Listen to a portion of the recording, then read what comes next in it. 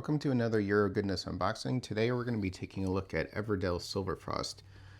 This is the second game in the Edge of the Map series, the spin-offs for Everdell.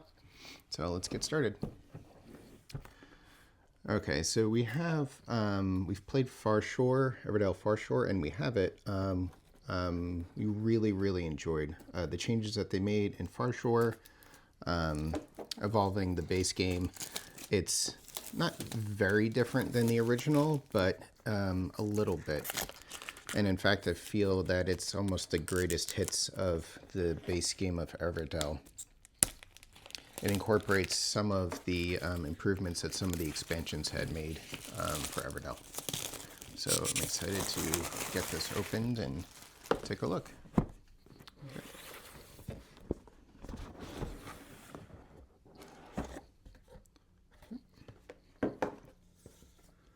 Alright, so first thing we have is the rulebook, which is a little bit thick, but the rulebook format's small, like the original Everdell. Okay, table of contents, so all the game contents here. Also, this is the Essential Edition, so it's not the Collector's Edition. So there'll be maybe some differences if you've seen the Collector's Edition. Okay, and then the solo components are there. And then this is an icon glossary. Seems pretty straightforward. And then starting on page 5, the overview of what you do on your turn, placing a worker, playing a card, or preparing for the next season. There's the game setup over here. Yep.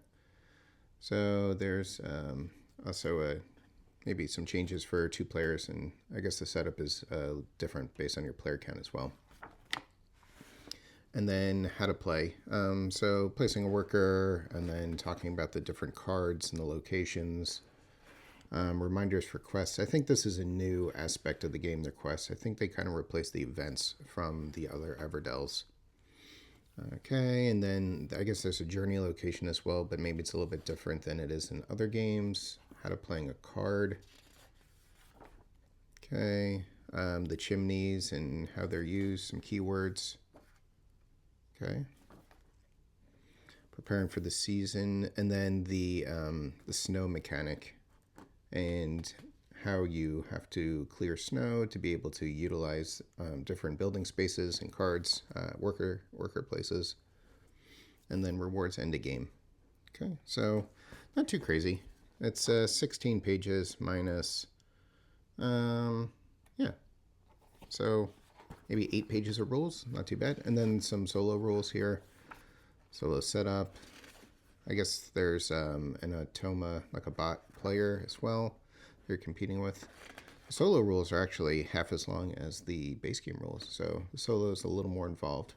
And there's different difficulty ratings over here as well. Okay.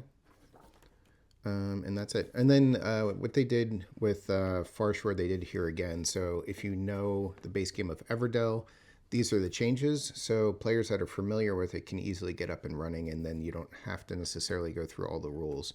You can just reference what's new to Silverfrost. Okay, very nice. All right. This is just some instructions on how to assemble the mountain. Okay. And then how to assemble the beacons as well.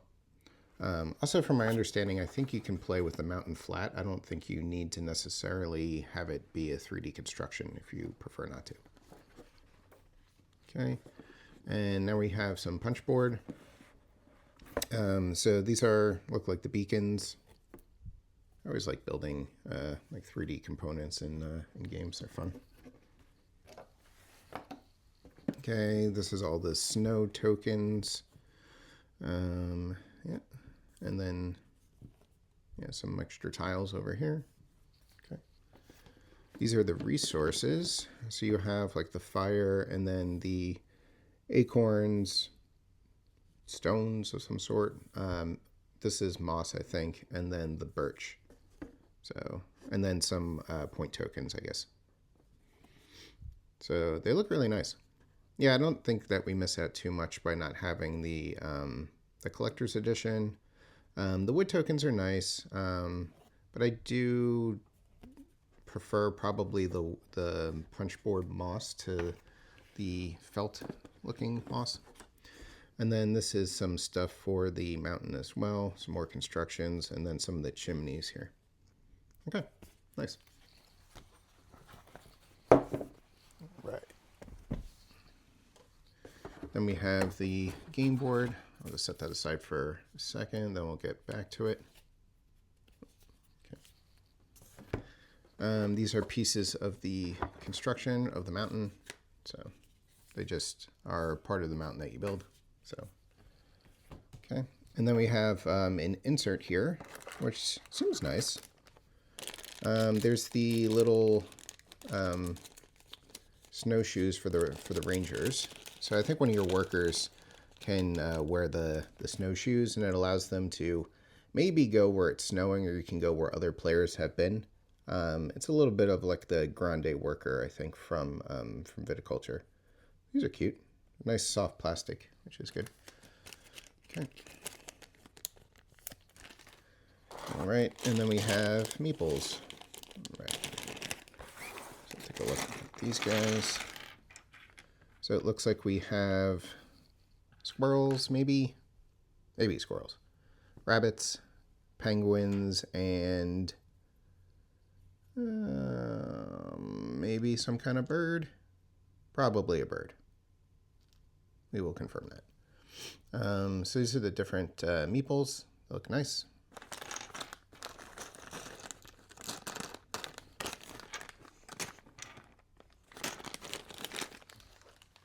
All right. And then we have cards here. There's actually a lot of cards. So there's two big decks of the big format cards, and then pretty large deck of the small cards. So let's take a look here.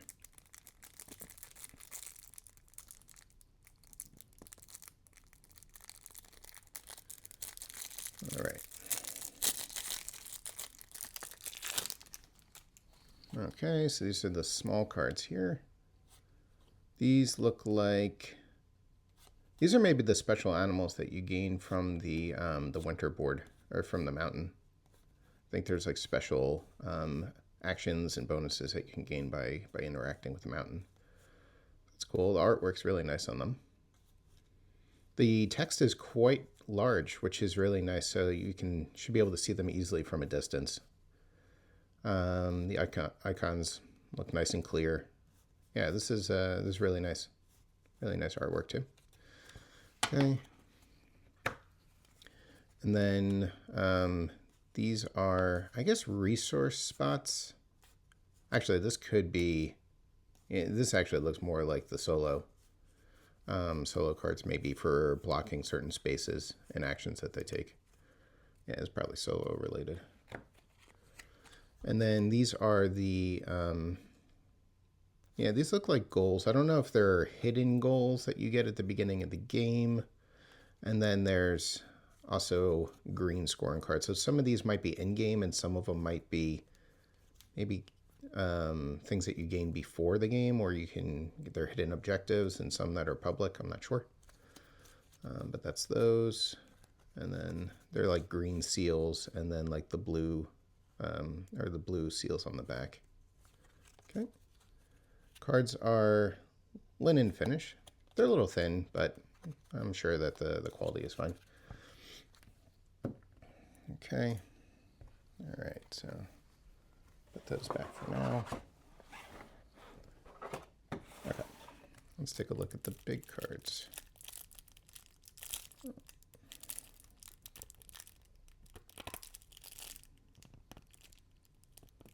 All right.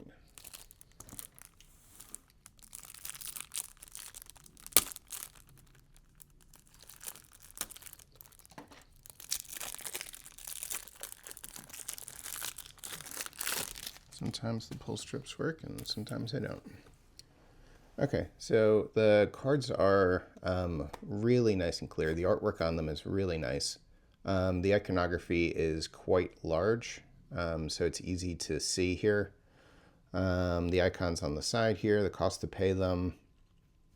Yeah, so They've done a good job increasing the text, the font size, and making the icons really clear. So the icons have their own like border space over here, so they're not overlaid over artwork, which is nice. Yeah, so the artwork really, really nice, very clear, nice size text. They did a great job on improving the functionality of the cards while still being able to showcase the beautiful artwork here. Okay, so a ton of cards, but that's also the appeal of Everdell is you have a gigantic deck of cards and plenty of options for things to build so that each game plays out a bit differently. Oh, beautiful. Okay. Oh, nice. Lasers. Cool. All right. So that's one deck of cards. And I will take a look at the other one. Oh, this one worked.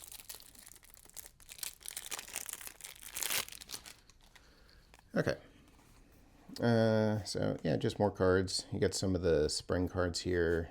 Scout, Chimney Sweep. Yeah, just more of the same. Beautiful artwork, really nice, clear. So I guess the acorns in this game, because these look more, these are like critters. So I guess the acorns kind of replace the berries in this game. So you would pay, these are the critters, so you pay like acorns instead of berries would be in the other one. Or I think in Far Shorts, maybe mushrooms.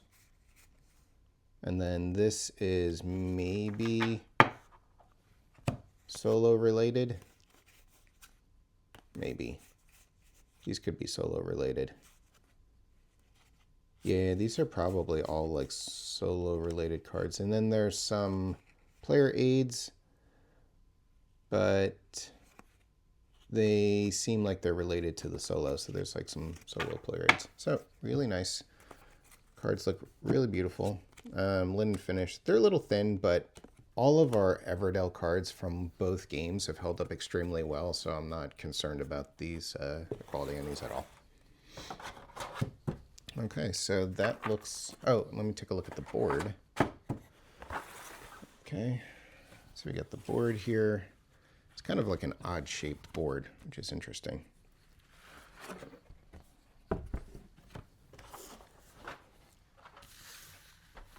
Okay, I can almost fit it in there. So up here you have like the valley. You'll put the mountain display up here as well. And this just tells you what happens when you pass and what you gain for each season, which is clearly laid out on the board, which is nice. It's not printed on like a 3D component. And then the valley, I guess, replaces like the meadow. So this is where cards would be displayed. Discard and draw decks that you put off to the side, I guess. And then some action spaces on the game board here. You have the journey, the forge. This is for gaining like the resources. They're along the bottom.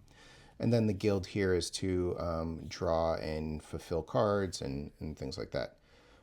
So game board's like a really interesting shape. It's a pentagon. So I guess each game has a slightly different shaped board. So we will give it a try, and we are very excited to see how it plays. And as soon as we do, I will share some impressions, some thoughts, and post on Instagram some of our findings from our games. So that's going to be it for this unboxing of Everdell Silverfrost. Once again, thank you so much for joining me, and please comment, like, subscribe, especially if you like the content. And look out for more unboxings in the future and some thoughts and impressions and photos on these. And thank you for joining me. Have a nice day.